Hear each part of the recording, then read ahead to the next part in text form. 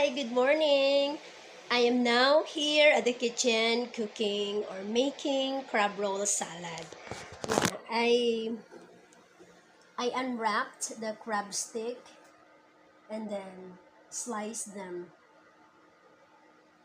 And then later I peel this mango and slice them, and this one, the cucumber. See you later, guys.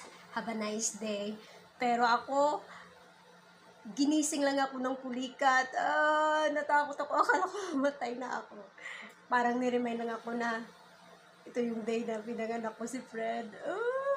Sigaw ako na sigaw kay Alfred kasi sa labas siya. Naka-cellphone pa pati. Hindi niya ako narinig. Siguro mga 5 times ko rin siyang tinawag. As in, grabe yung tawag ko, yung pagsigaw ko. Soundproof kasi yung ano namin bedroom dito. Soundproof yan. So, ay, Diyos ko. Okay, I'm very happy I got my son, my dream. See you later, guys. Have a nice day.